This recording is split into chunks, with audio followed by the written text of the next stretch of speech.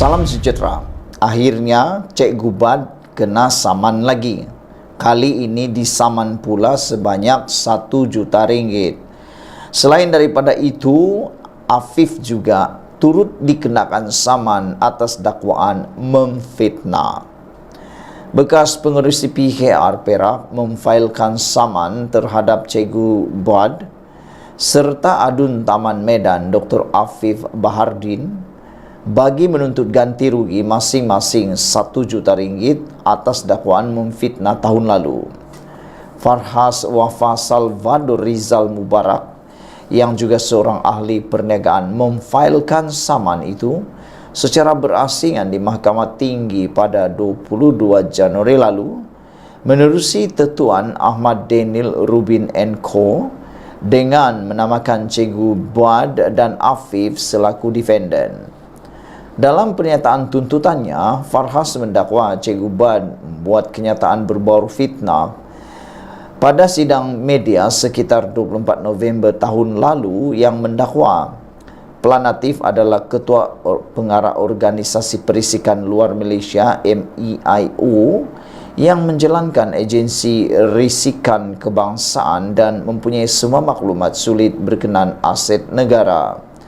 Farhas turut mendakwa Dr. Afif membuat kenyataan fitnah terhadapnya menerusi kenyataan media pada 15 November tahun lalu. Kononnya Planatif mempunyai perwatakan liar dan tidak sesuai memegang jawatan sebagai pegawai kerajaan. Dr. Afif merupakan Setiausaha Perikatan Nasional PN Selangor. Menurut Planatif, kedua-dua kenyataan fitnah itu diterbitkan di TikTok dan WhatsApp boleh menjatuhkan reputasi serta memalukan dirinya yang juga pengerusi dan pengarah beberapa syarikat termasuk 7-Eleven Malaysia Holdings Berhad dan Apex Equities Holdings Berhad. Oleh itu, Planatif antara lain memohon satu perintah injuksi bagi menghalang kedua-dua defendant atau ejen mereka daripada mengulangi atau menerbitkan semula kenyataan fitnah tersebut, lapor bernama. Planatif juga memohon kedua-dua defendant menarik balik kenyataan fitnah tersebut serta membuat permohonan maaf yang perlu diterbitkan di media elektronik dan surat kabar pilihan Planatif. Turut dituntut ganti rugi khas 1 juta ringgit daripada setiap defendant dan ganti rugi ganti rugi pampasan dan teladan faedah serta kos yang difikirkan sesuai oleh mahkamah. Pengurusan kes itu ditetapkan pada 25 Mac ini. Sekian dulu untuk kali ini, ikuti terus ulasan selepas ini. Salam sejahtera. Akhirnya Rafizi tampil menyekolahkan Perikatan Nasional, bahkan menyekolahkan Anwar Musa. Rafizi Ramli sindir Anwar Musa dengan kata, "Kami tak umum jihad lawan inflasi tanpa inflasi, tapi inflasi kami yang terendah," kata Rafizi Ramli menyindir Anwar Musa. Menteri Ekonomi Rafizi Ramli membidas kenyataan Tan Sri Anwar Musa yang mendakwa situasi ekonomi ketika ini terburuk berbanding pentadbiran terdahulu. Sambil menyindir ahli PAS itu, Rafizi berkata beliau yakin usaha kerajaan untuk menstabilkan harga barang dengan menurunkan inflasi adalah lebih membuahkan hasil berbanding pasukan khas jihad tangani inflasi yang pernah disertai oleh Anwar Musa.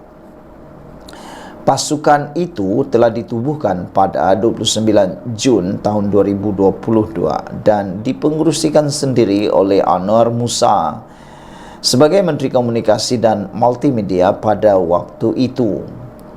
Pasukan itu dikatakan bertujuan membantu rakyat menghadapi cabaran ekoran peningkatan kos sara hidup.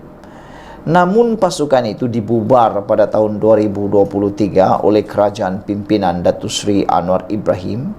Berikutan ia gagal menurunkan inflasi dan mengawal harga barangan.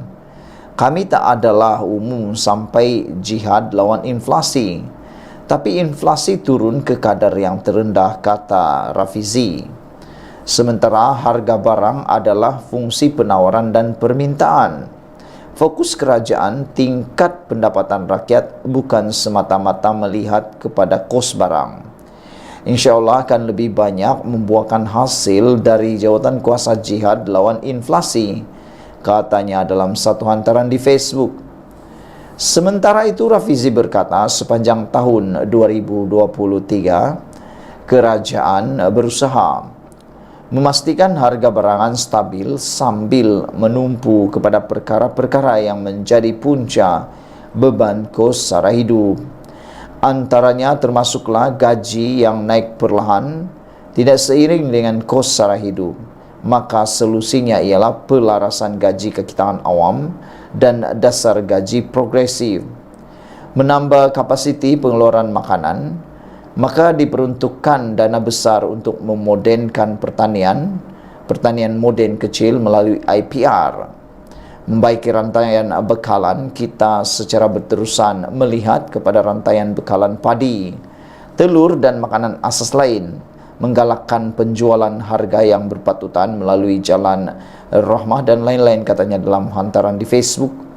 Rafizi yang juga naib Presiden PKR berkata, kerajaan juga sedang menumpukan kepada penyelarasan subsidi untuk keluarga yang lebih memerlukan supaya dapat mengurangkan beban mereka.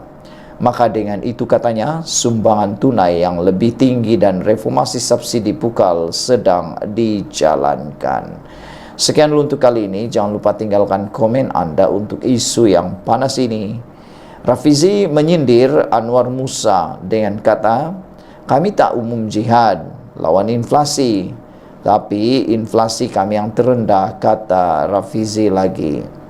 Rafizi menyindir ahli PAS itu apabila berkata beliau yakin usaha kerajaan menstabilkan harga barang dengan menurunkan inflasi akan lebih membuahkan hasil berbanding pasukan khas jihad tangani inflasi yang pernah disertai oleh Anwar Musa, dan jawatan kuasa itu telah pun dibubarkan oleh Anwar Ibrahim kerana ianya gagal berfungsi menurunkan inflasi dan mengawal harga barangan.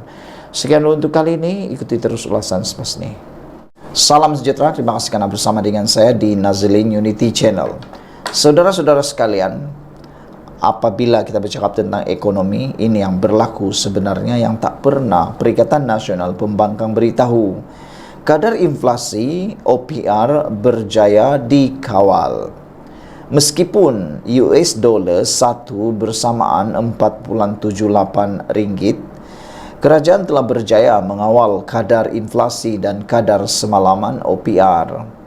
Satu perbandingan yang melibatkan Kesatuan Eropah dan 13 negara lain menunjukkan Malaysia di bawah pentadbiran Perdana Menteri Datuk Seri Anwar Ibrahim berjaya mengawal kadar inflasi dan OPR.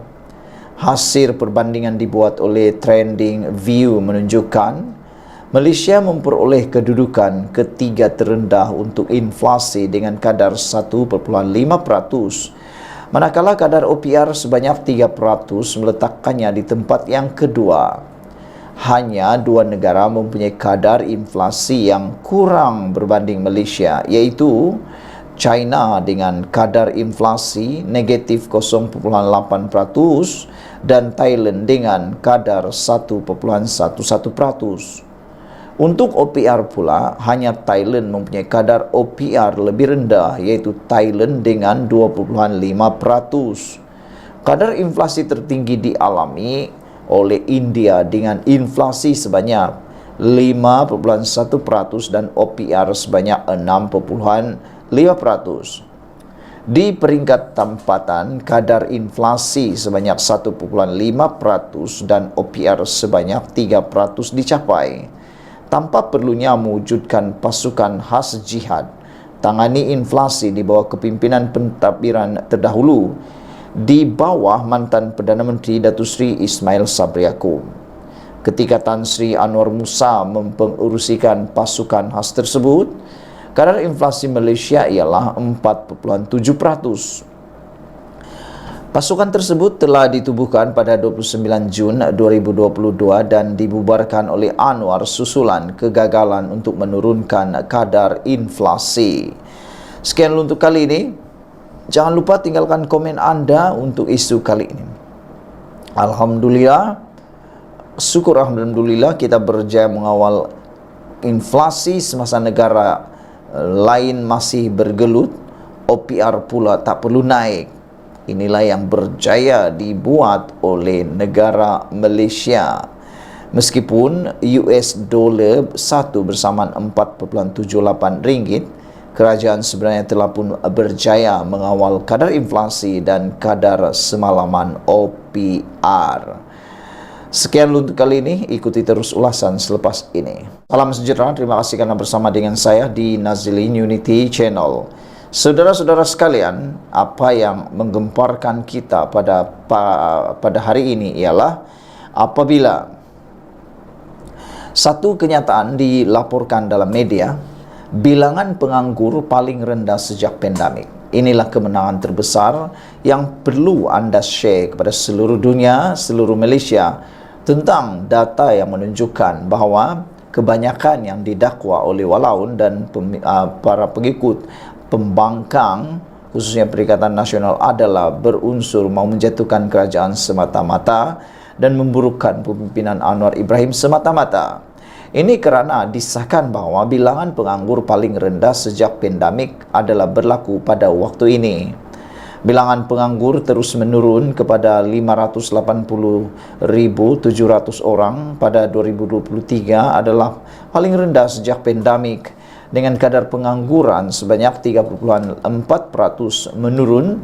Sorotan pasaran buruh suku keempat 2023 yang dikeluarkan Jabatan Perangkaan Malaysia semalam lapor bernama, yang mencerminkan perkembangan ekonomi yang bertambah baik sepanjang suku keempat tahun ini, dengan kadar penyertaan tenaga buruh meningkat 0.6 mata peratus tahun ke depan, tahun ke tahun, mengekalkan kadar tertinggi iaitu 70.1% berbanding suku sebelumnya, kata Ketua Perangkaan Datu Seri Dr. Muhammad Uzir Mahidin.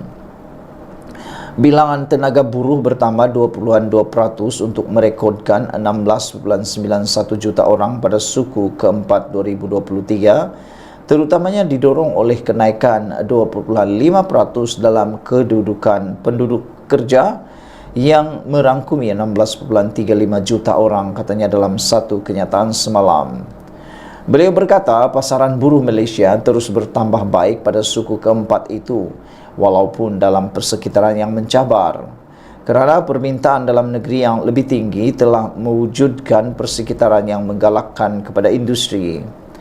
Ini menyebabkan peningkatan dalam pengeluaran yang disebabkan oleh pengembangan ekonomi hampir ke semua sektor. Hal ini menyumbang kepada permintaan buruh yang lebih kukuh meskipun dengan persekitaran luaran yang mencabar.